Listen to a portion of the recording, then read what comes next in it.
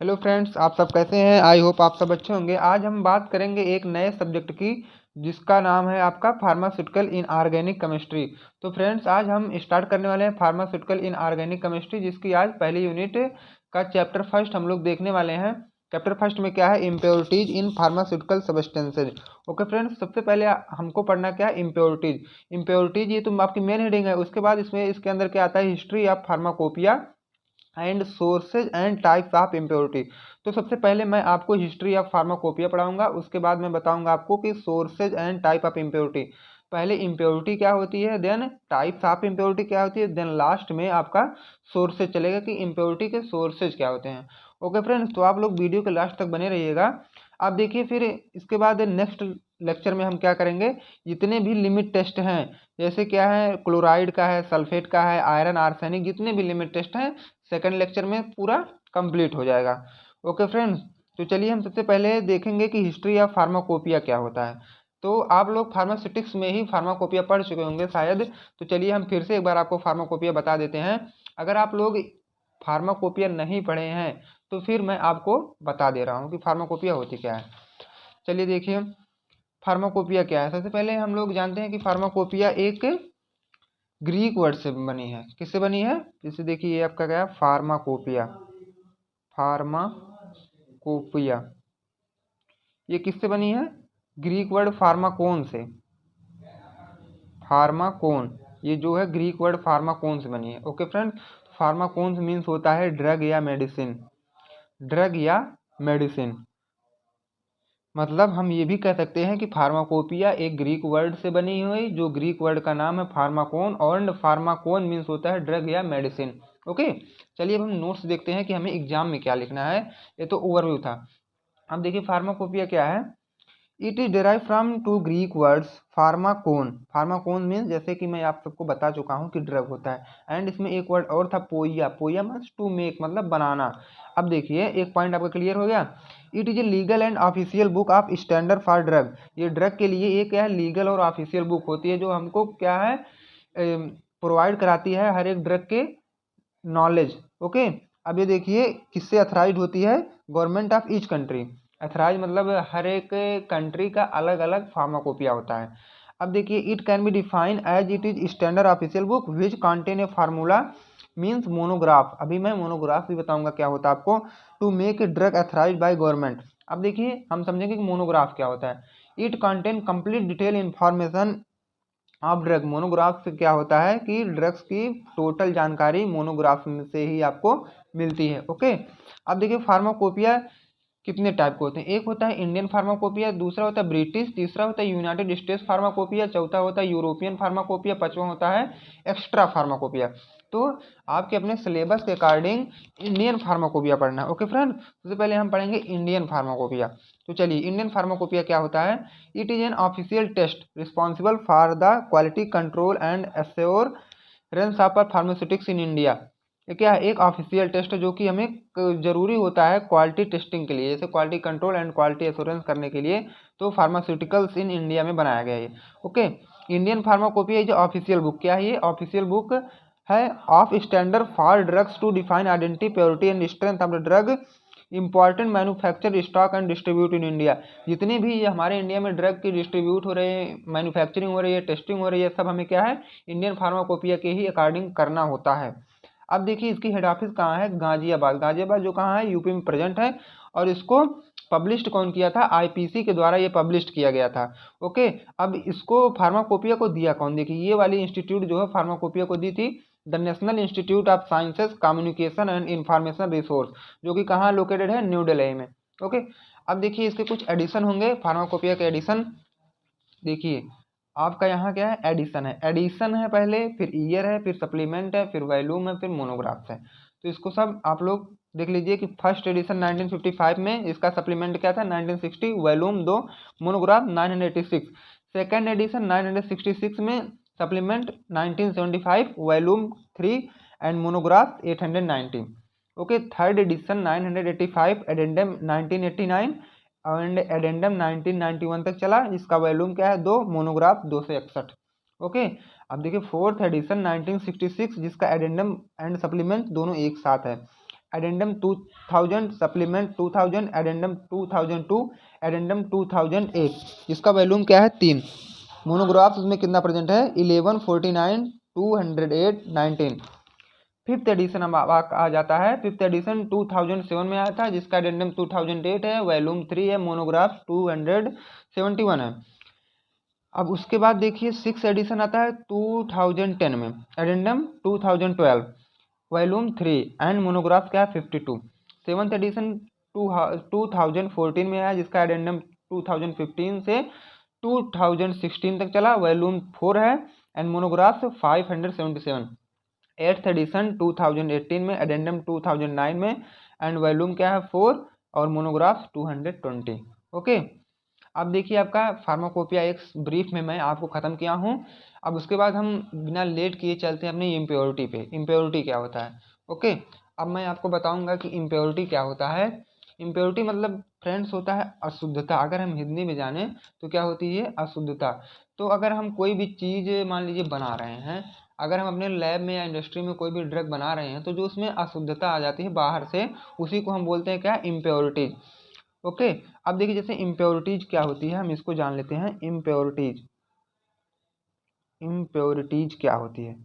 अब मान लीजिए अगर any unwanted material, any unwanted material which are present, okay, which are present in our substance, means ये होता है any unwanted material which are present in our substance, मतलब जिसको हम नहीं चाह रहे हैं वो भी हमारे सबस्टेंस में अगर प्रेजेंट हो जाता है तो उसी को हम बोलते हैं क्या इम्प्योरिटीज। अब देखिए या तो आप ये भी कह सकते हैं any foreign material, any FOREIGN, any foreign material, मतलब कोई बाहरी अगर पदार्थ आके हमारे सबस्टेंस में मिल जाता है तो हम उसको भी क्या बोल सकते हैं कि ये भी हमारी इम्प्योरिटी है। जैसे कि क्या करना है, जैसे आप घर पे सब्जी बना रहे हैं, तो मान लीजिए सब्जी बना रहे हैं, सब्जी किसकी बन रही है, आप आलू और टमाटर की सब्जी बना रहे हैं, तो हमें उसमें मटर की कोई ज़रूरत नहीं है। तो ऐसा हुआ कि दो लोग सब्जी बना रहे हैं, एक तीसरा है उसमें मटर डाल के चला गया, तो मटर हमें ज़रूरत नहीं था उसमें, लेकिन मटर पड़ गई, तो क्या है वो अनवांटेड मटेरियल, मतलब बाहरी कोई मटेरियल जब उसमें पड़ गया तो उसमें क्या है इम्प्योरिटी आ गई। ओके, जैसे इम्प्योरिटी हम उसी को कहते हैं जो हमें ज़रूरत नहीं है, अगर वो भी हमारे सबस्टेंस में पड़ जाए उसी को हम बोलते हैं इम्प्योरिटीज। ओके, अब देखिए इम्प्योरिटी की हम मेन डिफिनीशन देखते हैं कि इम्प्योरिटी होती क्या है, रियल वाली। A compound is said to be impure in any foreign material और compound present with pure compound. जो हमारा प्योर कंपाउंड है अगर उसमें कोई बाहरी मटेरियल आके प्रेजेंट हो जाता है तो उसे हम बोलते हैं क्या इम्प्योरिटी। जैसे ये मान लीजिए हमारा क्या है प्योर कंपाउंड। ओके, ये प्योर कंपाउंड है और इधर एक पत्ती उड़ रही है, तो उड़ते उड़ते क्या कि हमारे मेन कंपाउंड में प्रेजेंट हो गई, आ गई यहाँ, तो क्या है अनवांटेड मटेरियल इसमें प्रेजेंट हो गए, तो ये इम्प्योर हो गया। ठीक, जब इम्प्योर हो जाता है उसी को हम बोलते हैं इम्प्योरिटीज आ गई हमारे सॉल्यूशन या कंपाउंड में या सबस्टेंस में। ओके, अब देखिए इम्प्योरिटी को क्लासीफाई कैसे हम लोग करते हैं। Classification of impurity depending upon effect produces on the product. Classification of impurity two types. अब देखिए इफेक्ट के अकॉर्डिंग जो हमारे प्रोडक्ट पे इफेक्ट पड़ता है उसके अकॉर्डिंग हम लोग क्या है दो टाइप्स इम्प्योरिटी को बांटे हैं। एक क्या है डिस्ट्रक्टिव होती है, एक कंस्ट्रक्टिव होती है। डिस्ट्रक्टिव एंड कंस्ट्रक्टिव को अब हम डीपली देखने वाले हैं। सबसे पहले हम देखेंगे डिस्ट्रक्टिव क्या होती है। ओके, डिस्ट्रक्टिव इम्प्योरिटी वो होती है the impurity which have ability to handles the material function such as dark leaf piece, white leaf piece. अब देखिए डिस्ट्रक्टिव वो होता है जैसे हम लोग अपने लेबोरेटरी में कुछ बना रहे हैं, ठीक, तो अगर क्या है कोई पेपर का टुकड़ा आ गया हमारे सोल्यूशन में, पेपर का टुकड़ा आ गया या तो कोई पत्ती आ गई, अगर वो गिर जाती है तो उसे हम बोलते हैं डिस्ट्रक्टिव इम्प्योरिटी। ठीक है, अब डिस्ट्रक्टिव इम्प्योरिटी को अगर हमें रिमूव करना है तो इसको हम दो टाइप से रिमूव भी कर सकते हैं। एक होता है फिजिकल मेथड, एक होता है फिजिकल मेथड, एक होता है केमिकल मेथड। ओके, एक फिजिकल एक केमिकल। तब देखिए फिजिकल मेथड से हम कैसे उसको रिमूव करेंगे। फिजिकल मेथड से फ्रेंड्स आप लोग ये समझिए कि अगर कोई चीज़ फिजिकली आ रही है, मतलब भौतिक रूप में वो प्रेजेंट हो रही है, तो उसको हम बोल देंगे फिजिकल मेथड।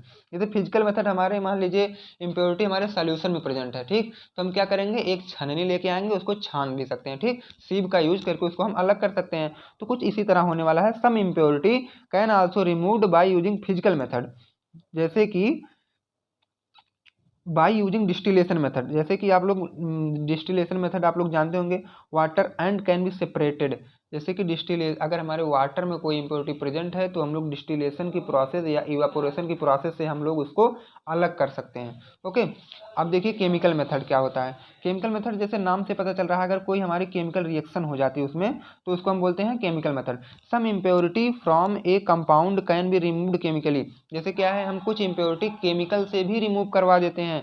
जैसे क्या है, calcium carbonate is added in blast furnace while manufacturing iron to remove, जैसे अगर हम लोग कोई भी सोल्यूशन बना रहे हैं, अगर उसमें आयरन प्रेजेंट है तो हम उसमें कैल्शियम कार्बोनेट जब ऐड करते हैं ना तो ब्लास्ट करके फर्नेस निकलता है, तो वही क्या है आयरन को रिमूव कर देता है। ओके, अब देखिए हमारा आता है नेक्स्ट इम्प्योरिटी कंस्ट्रक्टिव इम्प्योरिटी क्या होती है। If the impurity proved to be useful for the compound so they are said to be constructive, जो हमारे कंपाउंड के लिए यूजफुल होते हैं उसे हम बोलते हैं कंस्ट्रक्टिव इम्प्योरिटी।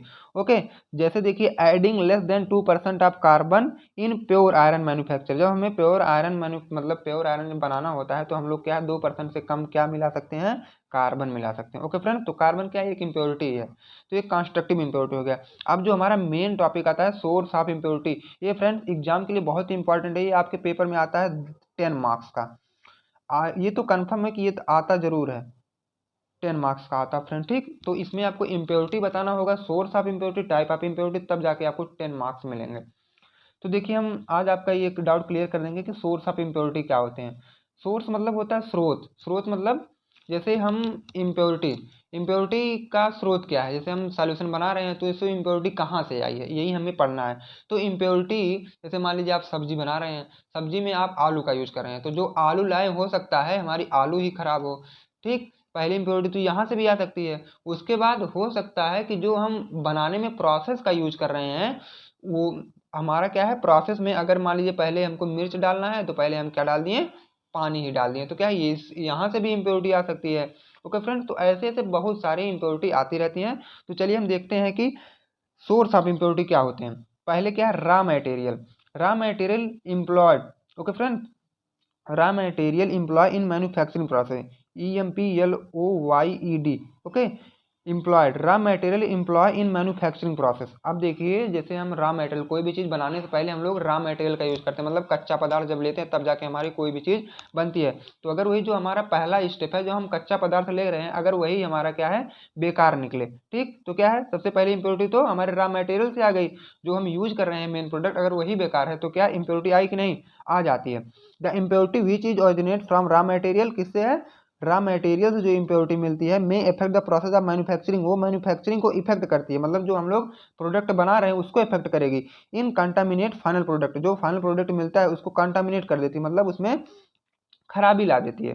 जैसे क्या है, रॉक साल्ट के साथ अगर CaSO4 प्लस MgCl2 को ऐड कर देंगे तो हमारा NaCl बन जाता है। ठीक, अब देखिए सेकंड हमारा क्या है, रिएजेंट, जो हम उसमें रिएजेंट का यूज कर रहे हैं, reagent use in manufacturing process, जो हम लोग रिएजेंट का यूज कर रहे हैं, अगर हम रिएजेंट में कोई भी चीज़ अच्छे से वॉश ना करें तो क्या है, पहले से अगर मान लीजिए कोई लैब करके गया और हम लोग क्या है जो कंटेनर है उसको वॉश नहीं कर रहे हैं, फिर हम लोग क्या उसी में कर दिए अपना जो भी प्रैक्टिकल परफॉर्म करने गए हैं वो कर दिए, तो क्या है जो इसके पहले हुआ होगा वही इम्प्योरिटी हमारे भी मेन प्रोडक्ट में आ जाती है। इसको बोलते हैं रिएजेंट, जो हम रिएजेंट इसके पहले यूज कर रहे थे वही रिएजेंट हमारे प्रेजेंट वाले में भी आ गया।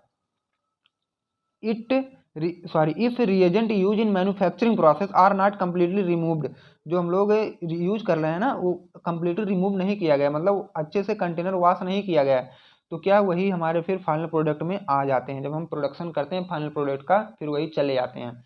ओके, अब देखिए defect in manufacturing process, defect मतलब होता है कमी, जो हम लोग मैन्युफैक्चरिंग कर रहे हैं ना अगर उसमें कहीं कमी आ जाती है तो उसको बोलते हैं क्या, डिफेक्ट इन मैन्युफैक्चरिंग प्रोसेस।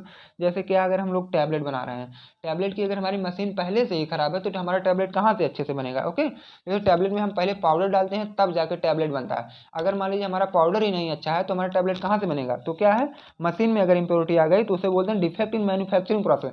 जो हम प्रोसेस कर रहे हैं मैन्युफैक्चर के लिए, मतलब बनाने के लिए जो भी प्रोसेस कर रहे हैं, अगर उस प्रोसेस में कोई कमी आ जाती है तो उसको बोलते हैं डिफेक्ट इन मैन्युफैक्चरिंग प्रोसेस। जैसे कि in many manufacturing process there are some defect like imperfect mixing, अगर आप मिक्सिंग परफेक्ट नहीं कर रहे हैं तो। Non adherence to proper temperature, अगर जितना टेम्परेचर चाहिए अगर आप उतना टेम्परेचर नहीं दे रहे हैं तो क्या है, डिफेक्ट आ सकता है। ओके, यहीं तक आप लोग पढ़िएगा। उसके बाद देखिए क्या है, नेक्स्ट हमारा आता है intermediate product in manufacturing. Okay, intermediate product in manufacturing process, जो अगर हम मैन्युफैक्चर कर रहे हैं, जैसे आप लोग केमिकल रिएक्शन कराते हैं ना, तो उसमें इंटरमीडिएट प्रोडक्ट बन ही जाता है।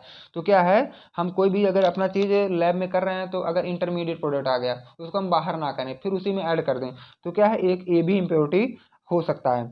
There is some intermediate which are produce during the manufacturing process, जब हम क्या है मैन्युफैक्चरिंग प्रोसेस हमारी चलती है तो उसमें कुछ इंटरमीडिएट प्रोडक्ट भी आ जाते हैं।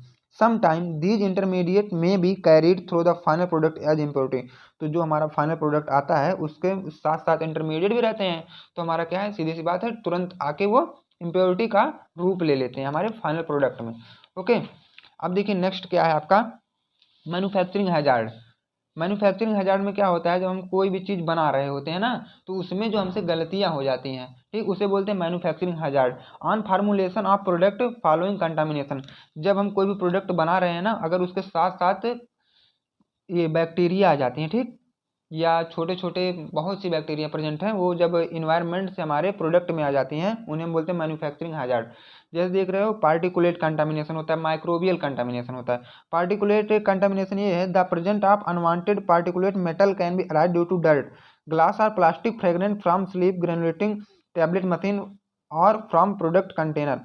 ये होता है पार्टिकुलर कंटेमिनेशन। जैसे हम अगर कोई भी दवा बनाए हैं, तो अगर हम उसे अपने कंटेनर में उसको फिल करना चाहते हैं, तो जो भी बर्तन या कंटेनर या ढक्कन शीशी जो भी है, अगर हम उसमें रखना चाहते हैं, अगर उसमें पहले से ही इम्प्योरिटी प्रेजेंट है, पहले से बैक्टीरिया प्रेजेंट है, उसे बोलते हैं पार्टिकुलेट कंटामिनेशन।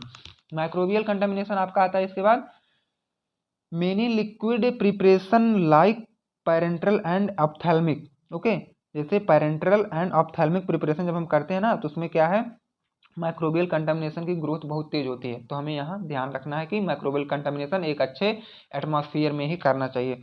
ओके फ्रेंड, तो इतना था आपका सोर्स ऑफ इम्प्योरिटी, इसको आप लोग अच्छे से समझ के याद कर लीजिएगा। नेक्स्ट लेक्चर हमारा आएगा किस पे, लिमिट टेस्ट। जितने भी लिमिट टेस्ट हैं आपके सब डाउट क्लियर हो जाएंगे। अगर आप लोग को नेक्स्ट वीडियो देखना है तो प्लीज़ चैनल को सब्सक्राइब कर लीजिए। Thanks for watching this video.